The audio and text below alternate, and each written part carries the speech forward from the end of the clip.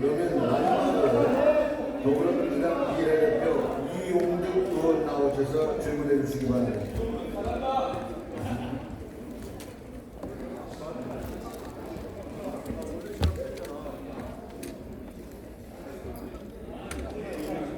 감기로 인해서 기침이 심해서 걱정입니다. 마지막 선생님.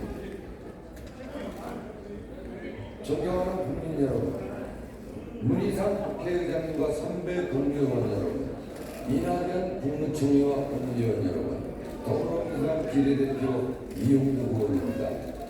우리나라는 불과 10년 만에 농업국가에서 산업선진국 대열에 진입했습니다.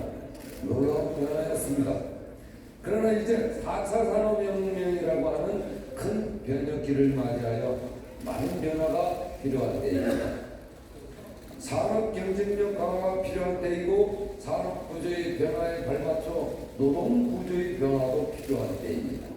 우리가 전혀 예측하지 못하는 노동시장 변화에 적절히 대응해야 할 것입니다. 국무총리께 질의하겠습니다. 나와주십시오.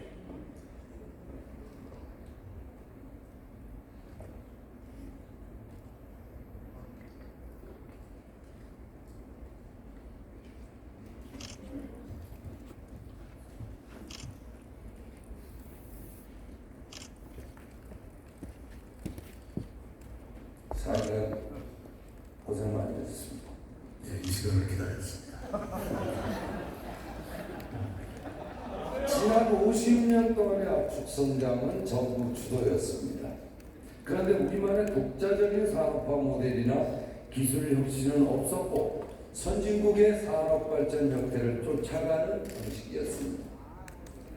올바른 노사관계를 만드는 것은 경제 성장이라는 우선순위에 밀렸고 노동정책은 경제정책의 하위 개념으로 취급되었습니다. 총리께서 동의하십니까? 네, 우리 지금만의 문제가 아니라 예전부터 쭉 제기됐던 문제입니다만 노사 구조, 노사 제도, 노사 문화를 이대로 개선하지 못하고 우리가 또 발전할 수 있을 것인가 하는 심각한 고민을 저만 가지고 있는 게 아닙니다 생각합니다. 네. 그러나 지금은 4차 산업혁명의 시기입니다. 지금까지 추격형 경제, 즉 쫓아가는 입장이었다면 이제는 선도형 경제, 즉 쫓기는 입장입니다. 새로운 경쟁 시대가 도래한 것입니다. 정광석과 같은 예측 불허의 속도로 변화하는 산업 구조와 노동 구조의 변화 속도를 정부 혼자서는 과거식으로 경제개발 5개년 계획 같은 느린 속도로 제대로 대응할 수 없습니다. 선진국처럼 산업 현장의 주축인 노사가 정부와 함께 해야 합니다.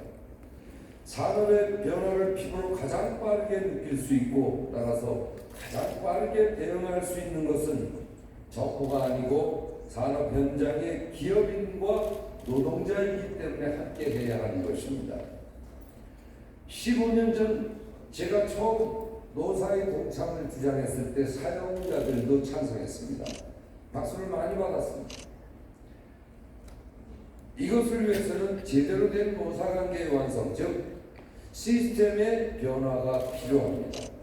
그런데 현재 우리나라 노사관계는 완전히 후진국입니다.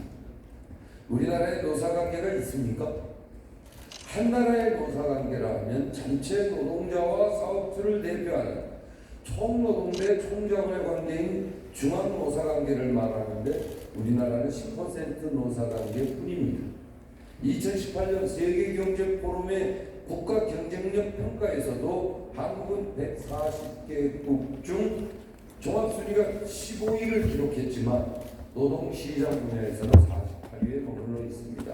특히 그 중에 세부 항목인 노동자의 권리와 노사관계 협력 분야에서는 각각 108위와 124위로 최하위 수준이었습니다. 즉 노사관계가 없다는 증거입니다. 총리께서는 어떻게 생각하십니까? 네, 이런 통계가 아니더라도 저희가 일상에서 느끼는 것처럼 노사관계가 비타협적이고 신뢰가 충분치 못하다는 점, 그리고 노동자의 권리, 충분히 보장되지 못하고 있고 또 노동자 사이에서도 많은 격차가 있다는 점 그런 것 등등이 우리 세계경제 포럼에서 안 좋은 평가를 받게 한 것이 아닌가 생각합니다. 노사가 조직일뿐만 아니라 노사가 하는 일도 사업장 내 분배 문제에 국한되어 있고 또 그걸 둘러싸고 대립적, 투쟁적 노사관계이기 때문에 이런 평가가 나오는 것입니다. 이래서 어떻게 우리가 4차 산업혁명 시대의 국가 경쟁력을 높일 수 있겠습니까? 총리님, 기업하기 좋은 나라를 만들어야 되겠죠? 네. 동시에 일하기 좋은 나라를 만들어야 합니다. 그렇죠? 네. 그런데 적정선을 찾기가 쉽지 않습니다. 정부가 누구 편을 들게 되고 그래서 노사관계가 악화되면 급변하는 국제 경쟁에서 뒤떨어질 수밖에 없는 것입니다. 그래서 노사 당사자가 적정선을 찾는 것이 가장 바람직합니다. 그런데 지금 10% 노사관계 시스템만으로는 전혀 불가능합니다. 지금 우리는 10% 노사관계의 문제뿐만 아니라 주로 사업장 내 분배에만 한정되어 있는 노사관계에도 문제가 있습니다. 그래서 현재 노사관계 시스템을 보완하고 바꿔야 합니다. 이에 대한 본문의 생각을 말씀드리겠습니다. 첫째, 총노동대 총자원의 중앙노사관계를 완성시켜서 노사와 정부가 함께 대응해 나가야 한다는 것입니다. 이를 위해서는 현재의 10%가 아닌 90%를 포괄하는 노사관계 시스템을 만들어 보완시켜야 됩니다. 둘째, 하는 일을 바꿔야 합니다. 사업장 분배 문제만 다루고 있는 현재의 기업별 노사관계 시스템을 벗어나서 사회 경제적 의제 전반의 문제를 다룰 수 있도록 바꿔야 합니다. 셋째, 그러려면은 전문가 중심의 노사관계가 보완돼야 합니다. 현재 10% 노사관계 시스템에서는 기업별 노조체제에서 자기 조합원의 눈치를 볼 수밖에 없는 사업장 출신의 활동가들만의 영역입니다. 자기 사업장 조합원들 이익을 위해 활동할 수밖에 없는 사람들입니다. 따라서 사업장의 한계를 벗어나 있는 전문가들과 함께 총노동대, 총자본이 사회적 대화로 노사 갈등을 원만하게 해결해 나간다면 안정적인 사회문화를 만드는 데 큰 도움이 될 것입니다. 총리께서는 본의원이 제시한 노사관계 발전을 위한 3가지 방향에 대해서 어떻게 생각하십니까? 네, 전적으로 동의합니다.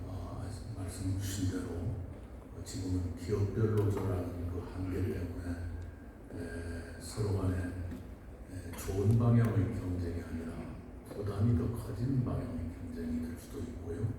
또 강경한 쪽으로 더 치닫는 경향도 있고 그 합의가 세정된다 한들 전체 노사관계를 규율하지도 못하는 문제가 있습니다.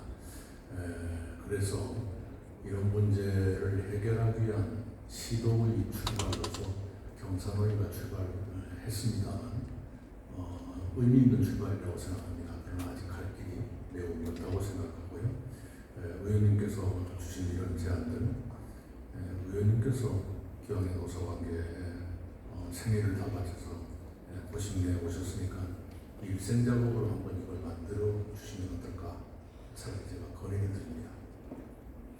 제가 그럴 수 있는 위치에 서 있지는 않습니다만은 저는 새롭게 90%의 노사관계를 만들자는 겁니다. 경산의는 10% 노사관계의 범위 내에 있는 제도입니다. 그래서 미조직 취약계층 90%를 포괄하는 노사관계 제도를 어떻게 만들지, 또 누가 만들지, 전문가의 규모는 얼마나 돼야 하는지, 기업 쪽 파트너는 어떠해야 하는지 등 구체적인 청사진이 필요합니다. 외국의 사례를 참고할 필요가 있습니다. 저는 오래전부터 오스트리아와 룩셈부르크 그리고 독일의 이계자체주 북이탈리아에서 100여 년 동안 시행되고 있는 노동회의소 모델을 주목해 왔습니다. 오스트리아 사례를 보면은 조직률 27%의 노동조합과 동시에 모든 노동자들이 가입한 노동회의소라고 하는 노동자 권익 대변 기구를 두고 있습니다. 노동조합이 노동 현장 출신의 활동가들 중심으로 운영되는 반면 우리처럼 노동회의소는 각 분야의 전문가 2,000여 명을 중심으로 운영되고 있습니다.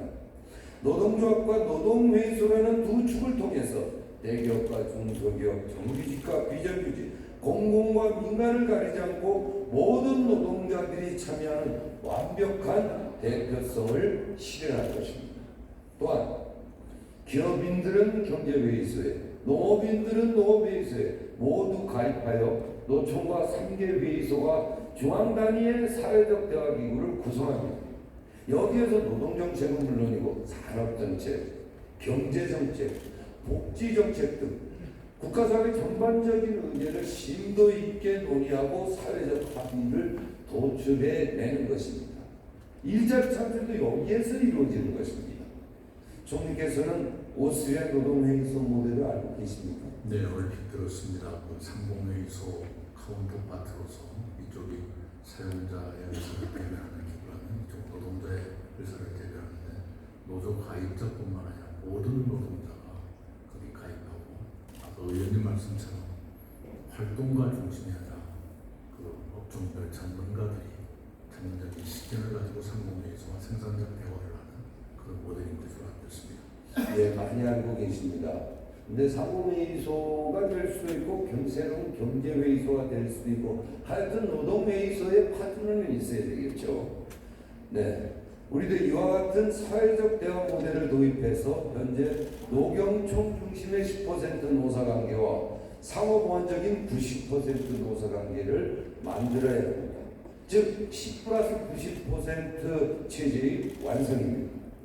총리께서도 잘 아시다시피 문재인 대통령은 2017년 대선 공약으로 한국형 노동회의소 설립을 추진하겠다고 약속했습니다. 정부의 국정과제이기도 합니다. 다가오는 11월이면 문재인 정부 임기 반환점을 돌게 됩니다. 그러나 노동회의소를 설립하겠다는 대선 공약은 지금까지 전혀 진전이 없습니다. 국정과제를 총괄하고 계시는 국무총리로서 이 공약을 어떻게 이행할 것인지 밝혀주십시오. 예, 그 한국형 노동회의소가 국정과제에는 미조직 노동자 권익보호 지원체제 구축방안 이런 식으로 표현되어 있습니다. 말씀 주신 대로 구체적인 진척이 없습니다만 현재로서는 경사노리에 다양의 계층을 더 많이 포함시킨다든가 이런 식으로 접근하고 있는데 의원님 지적처럼 한계가 있어 보입니다. 다시 상의를 해서 어떻게 하면 중간 과정을 너무 오래 걸리지 않게 바로 그런 한국형 노동회의소 제대로 갈 수 있는 것인지 한번 상의해 보겠습니다. 제가 전문적이지 못합니다만 문제의식을 가지고 있습니다. 예, 임기 반환점을 도우는 시점입니다. 그동안 너무 늦었습니다. 예, 서둘러 주십시오. 네. 총리 들어가시기 전에 다른 질문 한 가지 드리겠습니다. 예. 인천가동 보물 182호입니다. 대한민국 임시정부 초대 국무령을 지낸 이상용 선생의 생가이기도 합니다. 대통령과 총리께서도 방문하셨죠. 일제에 훼손된 인천각보원을 약속하셨습니다. 그런데 세부 사업인 석주 이상용 기념관 건립에서 정부와 지자체가 다른 입장을 보이고 있어서 차질이 생기고 있습니다. 기념관 건립에 약 70억 원 정도 소요될 예정인데 보훈처나 문화재청의 국가사업으로 추진하면 약 50억 원 정도를 지자체가 부담해야 합니다. 지자체에 돈이 없다는 게 문제입니다. 독립운동 정신을 복원하는 일입니다. 고작 수십억 원 때문에 좌초되지 않도록 특별 교부금 등 모든 수단을 강구해서 사업이 차질 없이 진행되도록 부탁합니다. 그리고 답변 바랍니다. 네, 잘 알겠습니다. 보훈처, 문화재청, 경북도, 안동시 협의를 촉진하겠습니다. 그리고 제가 할 수 있는 몫이 있다면 기꺼이 해서 빨리 합의하려고 사업이 시작되도록 노력하겠습니다. 총리 들어가시고 고용부 장관 나와 주십시오.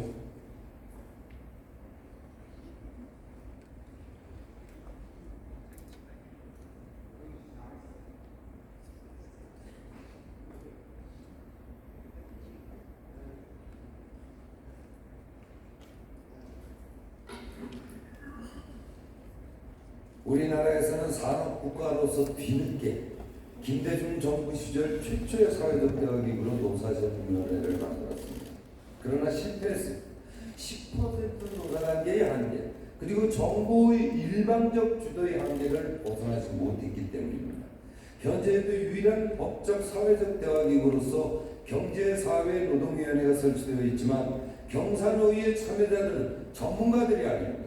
자기 사업장 조합원들의 눈치를 보고 대변해야 하는 10% 조직 내의 활동가들입니다.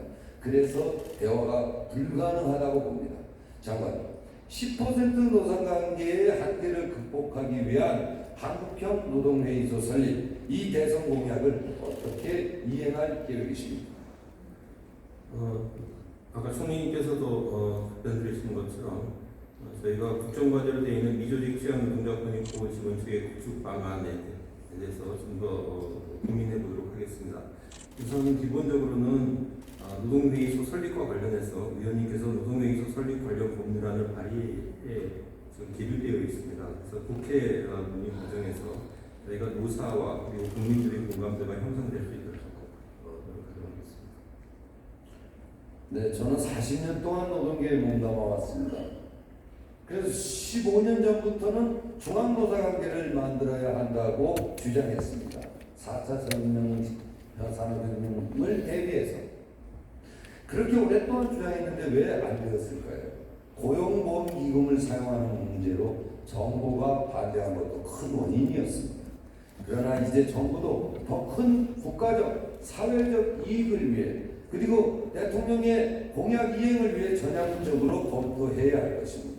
함께 청사진을 만들어 갑시다. 장관님.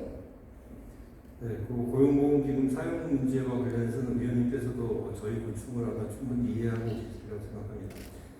이 고용보험기금의 경우에는 저희 정부의 의지도 중요하겠습니다만 그것보다 더 중요한 게 노사와 국민들 간의 공감대 형성이 중요하다고 생각합니다. 그 부분에서 저희가 한번 더 짚어보도록 하겠습니다. 노사의 박수를 많이 받았다고 아까 말씀드렸습니다. 어쨌든 수고하셨습니다. 들어가십시오. 이 문제에 대한 마무리는 잠시 미루고 법무부 장관에게 질문을 하겠습니다. 나와 주십시오.